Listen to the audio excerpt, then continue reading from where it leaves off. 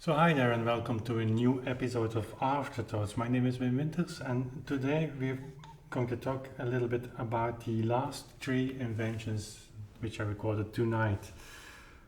So just jump into this, and if you haven't seen the previous ones and you would like to check them out, I'll put links in the description box or here in the video so you can check them out, and I won't repeat, or I will try not to repeat what I've said in the previous ones. So the three last ones are the ones in A minor, B flat major, and B major, H-moll.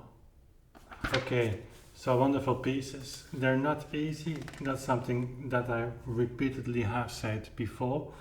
They might seem to be more easy to play than for instance the partitas, and of course they are easier technically spoken, but the same elements play here than in the more complicated technical pieces.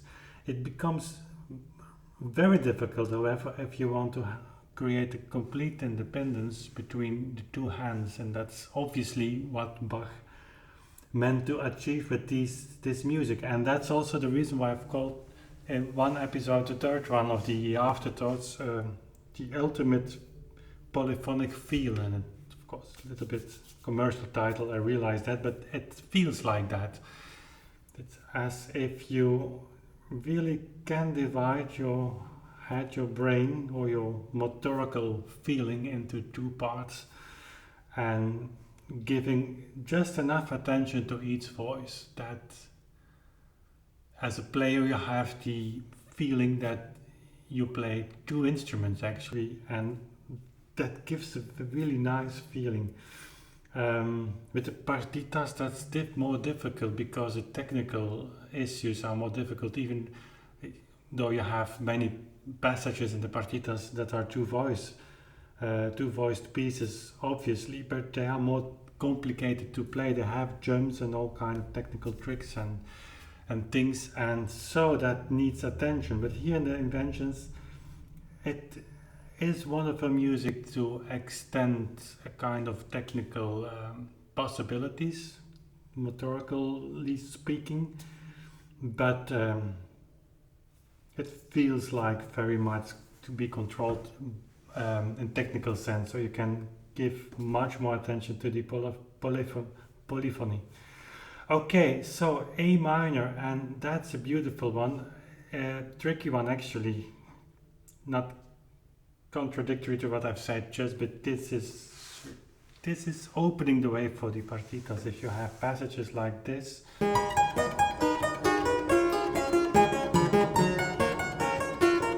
okay, that's not to compare with the be compared with the partitas, but it needs attention there. What's wonderful about this is it is complete imitation. So left and right and left.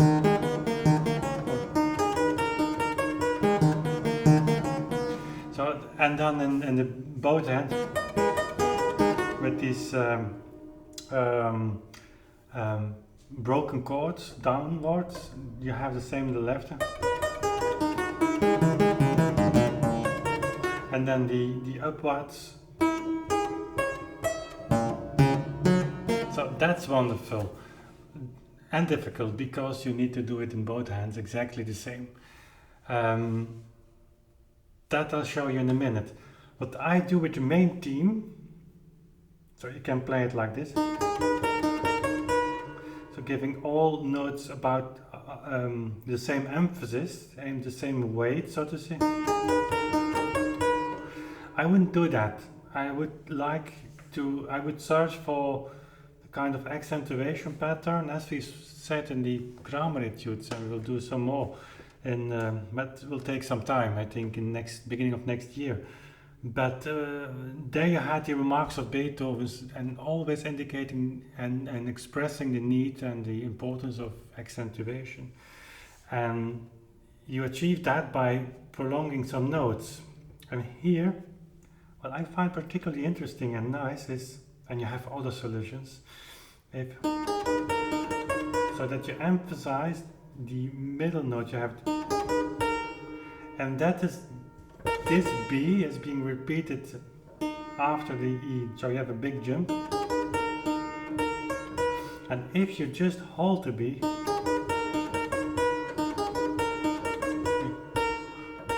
you get this kind of counter melody. Rhythmical accentuation as well. And if you do that in the both hands, you will hear immediately that that the resemblance is obvious for the listener. I first do it without accentuation.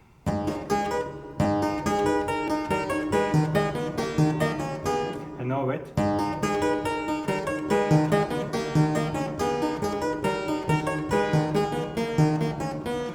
It gives a nice feel to proceed the piece, and it gives connection. Dum, bum, dee, dum, bum, bum. And of course, if the theme returns, you can do it twice.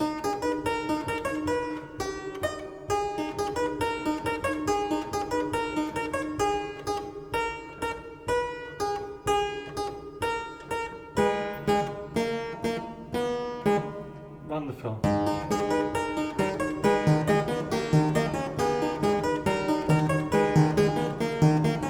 So try it, it's not easy, because there are other elements at play as well. From the moment you start with the right hand, again you have here a jump in the left hand. Don't play it legato. Maybe on the grand piano, you cannot phrase that easy as on old keyboard instruments, so then you have to find a middle way. But if you are on a clavichord or an old keyboard instrument, it's easy. But this is down, this is up, and that's difficult. Not down, up, down. Here. On the moment you have this accent, so down, down, down, up, you have in the right hand to break down. Param. Because it's not interesting. But that altogether.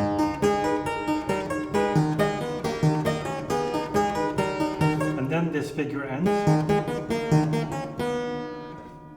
You have to make a phrasing, I think.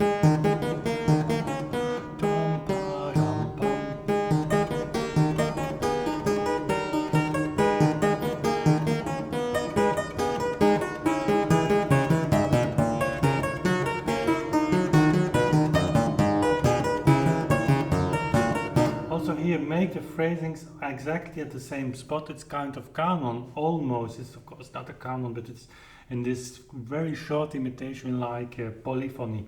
You have to do everything exactly the same. So if you have to phrase, your hand goes up and then the other hand goes down. And that's difficult. But otherwise you want to achieve the real freedom of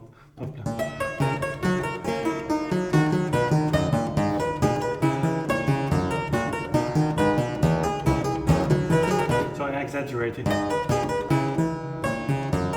Up, down, the left hand stays down.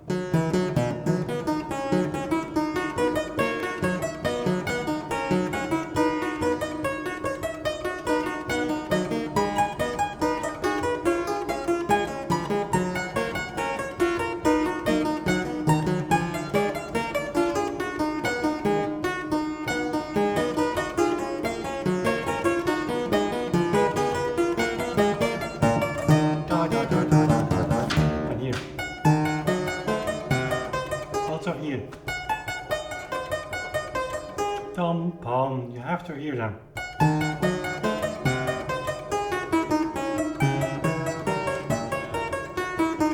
And the left hand here is a kind of prolongation of the right hand, so it has to be different from what you have.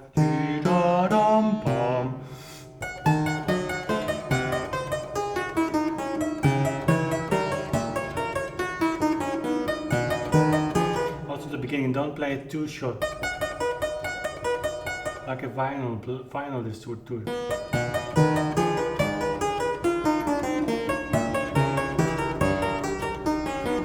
And then you have the beginning, but it's different here.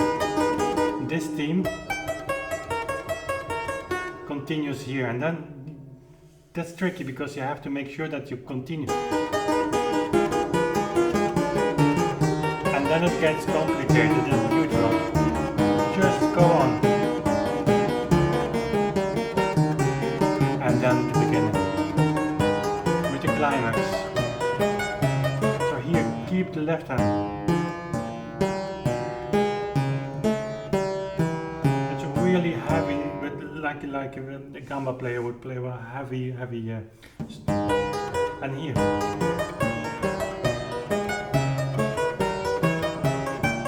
Ti-ram-pam, you have to hear that. You don't play. No.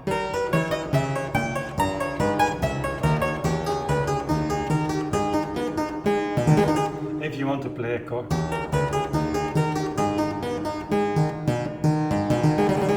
Can do it, but it's not written like that. So this is really wonderful music. I enjoyed very much to play it. I hope you can hear that.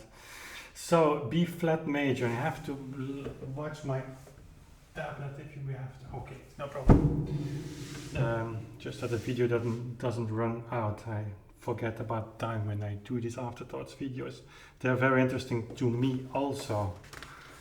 It's maybe hard to imagine, but I learn a lot by talking to you indirectly through this camera, but I'm talking to myself as well.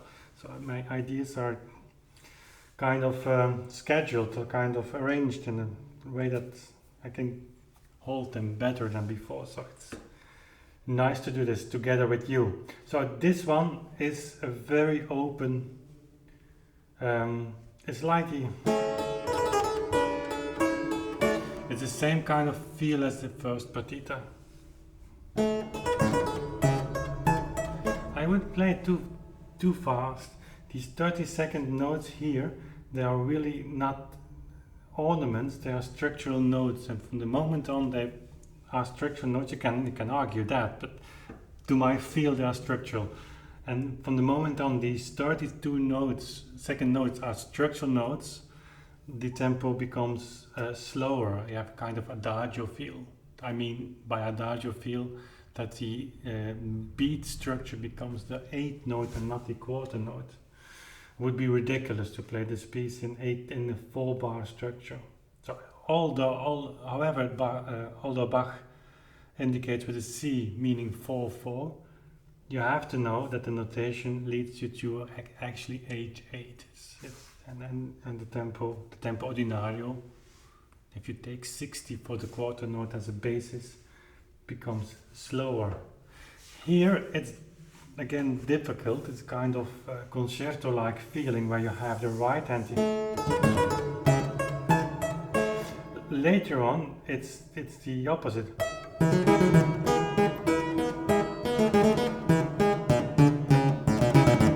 Okay, I played very articulated because I feel that this is in the characters. Very optimistic, young, bold, so to say. But at the same time, it's sweet. You shouldn't play it too rough, too dynamic, but in a kind of joyful walking rhythm, as if it is spring and you go outside and everything is green and sunny and nice. That's the kind of feeling.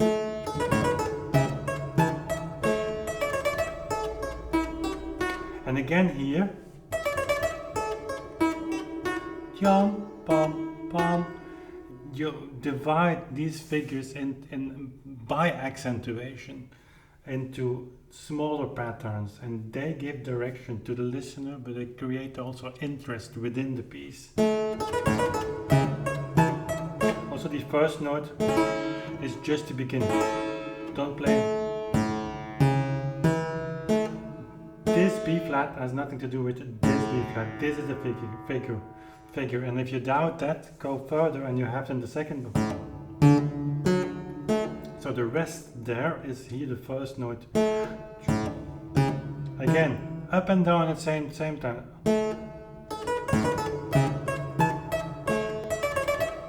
And make sure you articulate. Don't do like we did in the previous one. It would make them very, what's the word for that? Very spicy. A lot of salt of pepper. And what's difficult here is when you have this 30-second note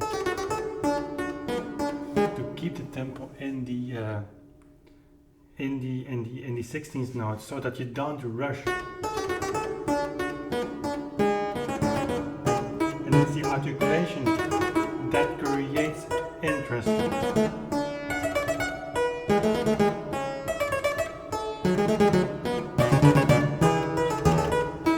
Right hand, same here, up.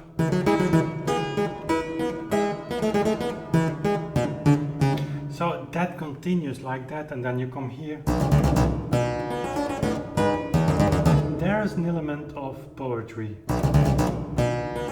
reflection. Also here. Don't forget the phrase, and they come each time differently, and it's important that you make the phrase.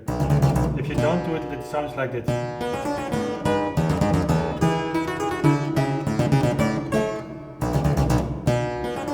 Accent.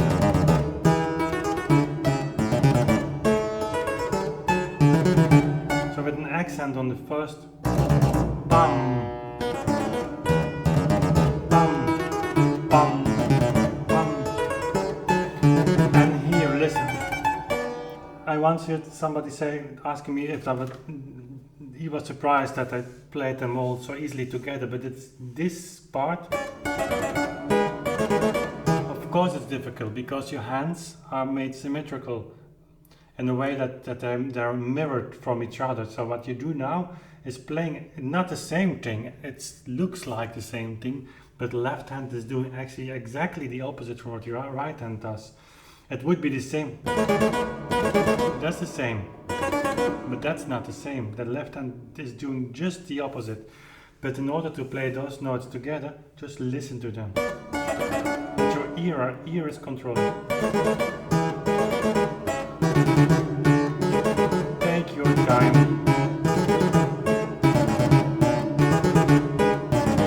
And then the polyphony becomes very complicated.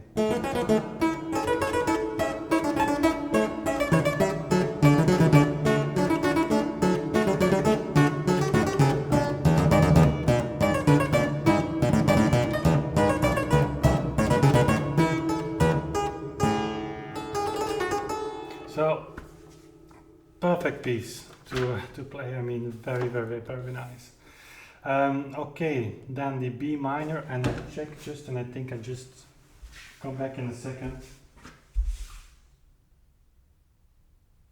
Okay, that's no problem. Okay. So B minor here,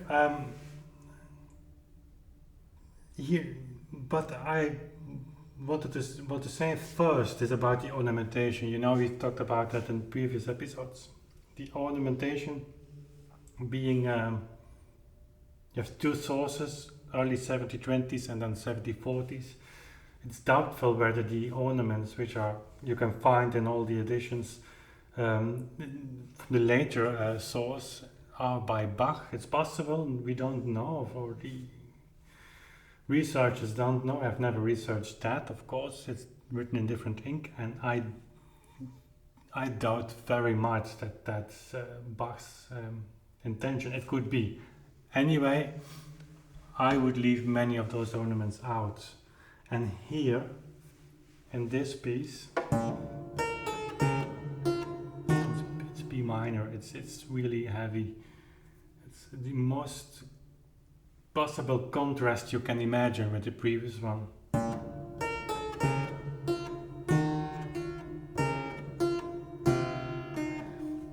On this Zeusser is written an ornament. Or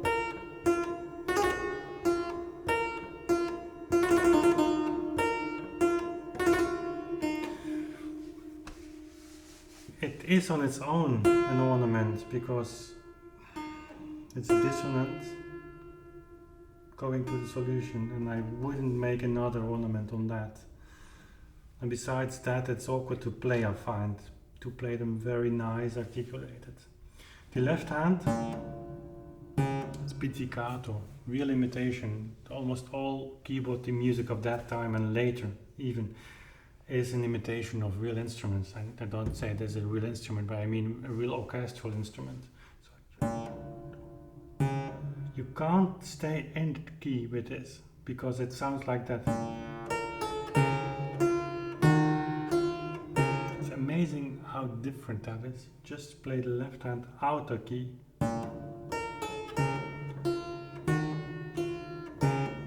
But that's difficult because on the moment, again, it goes up, the left, the right hand stays down. The timing is of the essence. A little bit too short or too long and it's over. Also here to make this Zeus, you go down and you go up. And you're not going down, down, up. It's going, you release. It's, while going up, you play the F sharp and then you have the most beautiful. It's just a motorical action. So don't play like that. I'm sure you wouldn't, but I just want to demonstrate how different this can sound.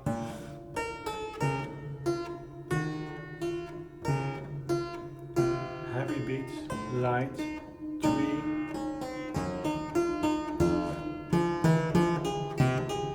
And how nice to be on a clavichord. You can just emphasize this left. It's clavichord music, I think.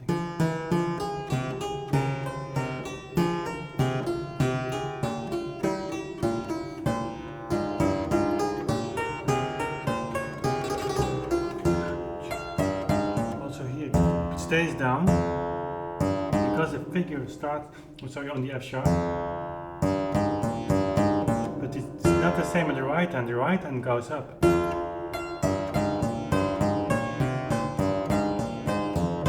Very cantabile.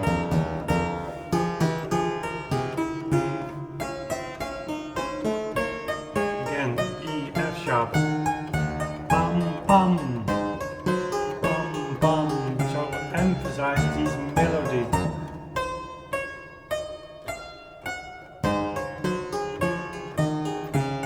You can do it more, you can exaggerate.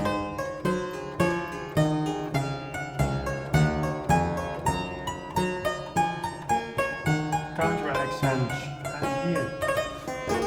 So many things happen. Left hand.